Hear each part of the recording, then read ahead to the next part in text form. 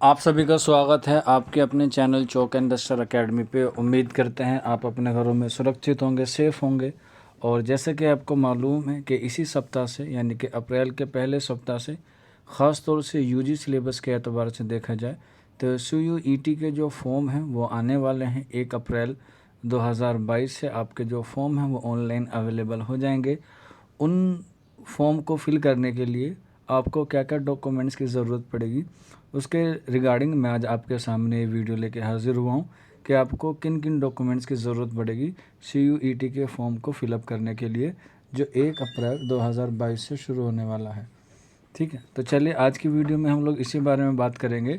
आपके पास जो डॉक्यूमेंट्स होने चाहिए वो इसी लिस्ट में मैंने पूरी लिस्ट बनाई है आप तमाम लोगों के लिए, ख़ास तौर से जो यूजी वाले बच्चे हैं, क्योंकि पीजी में जो है वो अभी लागू नहीं हुआ है। और जो बच्चे इस बात को लेकर परेशान हैं कि किन किन डॉक्यूमेंट्स को लगाना होगा फॉर्म भरने के लिए, तो आप इसमें देख लीजिएगा जो डॉक्यूमेंट्स आपके पास नहीं है वो आप जो है वो जल्द से जल्द बनवा लें, ताकि आप जो है वो फॉर्म कैसा भरा जाए और कौन कौन से डॉक्यूमेंट उसमें लगेंगे, आपके पास सारे डॉक्यूमेंट्स जो है वो अवेलेबल हों। ओरिजिनल वे में भी और फोटोकॉपी में भी, दोनों की आपको रिक्वायरमेंट पड़ेगी। बाकी जब से इसके फॉर्म ऑनलाइन हो जाएंगे आपको step by step chalk and duster academy की तरफ से आपको फॉर्म भरने का या फॉर्म फिलअप करने का पूरा प्रोसेस बताया जाएगा। अभी आप लोगों के पास 3-4 दिन का वक्त है, तो आप लोग जो है वो ये सभी डॉक्यूमेंट्स को कलेक्ट कर लें। तो सबसे पहले आप देख सकते हैं इसमें 10th की मार्कशीट है। आप जो बच्चे बीए में एडमिशन लेना जा रहे होंगे या बीएससी या बीकॉम में, तो आपने 10th जो है वो पास आउट कर ली होगी। उसमें आपको सीबीएसई या कोई और अदर स्टेट बोर्ड्स है तो आपके पास उसकी मार्कशीट होना ज़रूरी है। इसके बाद 12th की मार्कशीट आपके पास होना ज़रूरी है, लेकिन कुछ स्टेट या सीबीएसई जो है अभी एग्ज़ाम चल रहे हैं उनके, तो वे पास आउट नहीं हुए हैं, तो वो कैसे करेंगे। तो आपको घबराने की ज़रूरत नहीं है। इसकी जो मिनिमम एलिजिबिलिटी रखी गई है CUET की, वो 12th पास आउट रखी गई है।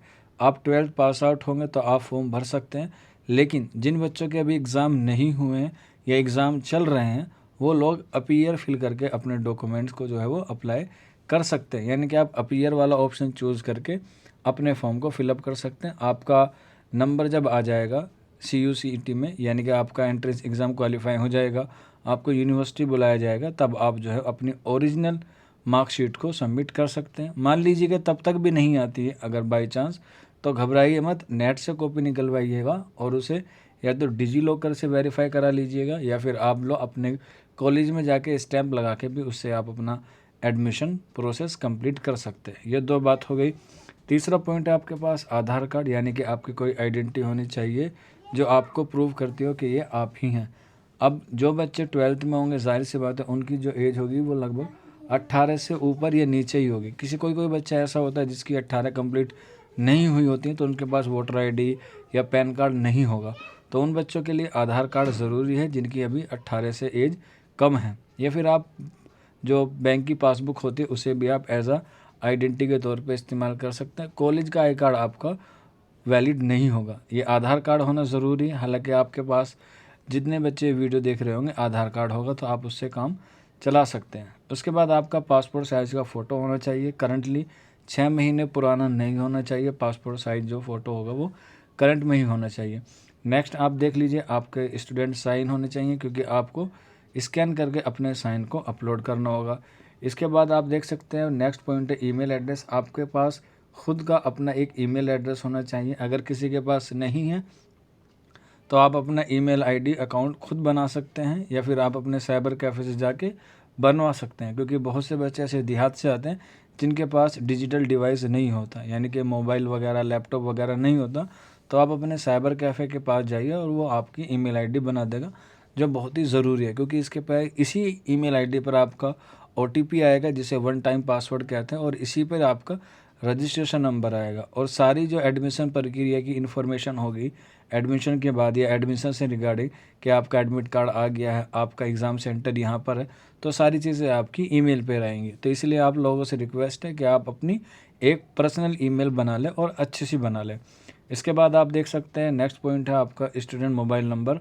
आपके पास अपना एक मोबाइल नंबर होना चाहिए, क्योंकि रजिस्ट्रेशन को करने के लिए सबसे पहले आपको मोबाइल की ज़रूरत पड़ेगी, क्योंकि उसी पे ही आएगा आपका एक OTP, और वो ही फिर आपको वेरीफाई करेगा कि भाई हाँ, बच्चे ने जो नंबर डाला है वो बिल्कुल करेक्ट है। आपके गार्जियंस का हो तो भी कोई दिक्कत नहीं है, लेकिन कोशिश करें आपका अपना ही हो, क्योंकि हो सकता है कि आपकी ऑनलाइन क्लासेस भी हों, तो आपकी ऑनलाइन क्लासेस के लिए आपके पास मोबाइल होना ज़रूरी है।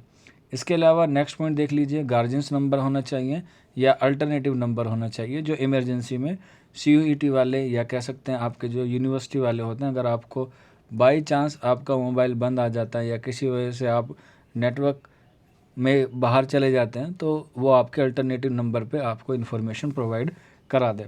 ये हुई आपकी पॉइंट नंबर 8। इसके बाद 9 पॉइंट देख लीजिएगा, इसमें है ट्रांसफ़र सर्टिफिकेट, जिसे आप लोग TC बोलते हैं। ये आपके स्कूल में होगी, हालांकि इसकी ज़रूरत जो है वो आपको CUET के बाद पड़ेगी, जब आपका एंट्रेंस एग्ज़ाम क्वालिफाई हो जाएगा। अभी ज़रूरत नहीं है। अगर किसी बच्चे ने कटवा ली या अपने स्कूल से ले ली तो कोई दिक्कत वाली बात नहीं है। करेक्टर सर्टिफिकेट की भी ज़रूरत तभी पड़ेगी, अभी इसकी कोई इतनी नीड नहीं है, लेकिन फिर भी बनवा लीजिए ताकि आप लोग जो है वो एग्ज़ाम को अच्छी तरीके से प्रिपेयर कर सकें। नेक्स्ट पॉइंट है 11th और मोस्ट इम्पॉर्टेंट है कास्ट सर्टिफिकेट, क्योंकि CUET जो है वो सेंट्रल यूनिवर्सिटीज़ में के लिए हो रहा है, तो आपके पास सेंट्रल का कास्ट सर्टिफिकेट होना चाहिए, क्योंकि बहुत से बच्चे ऐसे होते हैं जो स्टेट का बनवा लेते हैं और उसी को अप्लाई कर देते हैं। नहीं, कास्ट सर्टिफिकेट 2 तरीके से बनता है, एक स्टेट का और एक गवर्नमेंट का। अगर आप OBC SC ST हैं तो आपके पास सेंट्रल का और स्टेट का दोनों का होना ज़रूरी है। आप अगर स्टेट यूनिवर्सिटी में अप्लाई करते हैं तो आपको स्टेट वाला देना होगा। अगर आप सेंट्रल यूनिवर्सिटीज़ के लिए अप्लाई कर रहे हैं तो आपके पास सेंट्रल यूनिवर्सिटीज़ का बना हुआ होना चाहिए। लगभग 10 से 15 दिन में जो है वो बन के आ जाता है। हालांकि अभी इसकी कोई गाइडलाइन जारी नहीं की गई है कि आपका जो कास्ट सर्टिफिकेट है वो कौन से फाइनेंशियल ईयर का होना चाहिए, क्योंकि 1 अप्रैल से जो फाइनेंशियल ईयर जो है वो चेंज हो जाएगा, 22-23 हो जाएगा। आप लोग जो है वो 1 साल पुराना भी दे सकते हैं, वो भी वैलिड होगा। अगर किसी के पास नहीं है तो घबराए ना, उसके लिए आपको एक्सटेंशन मिल जाता है।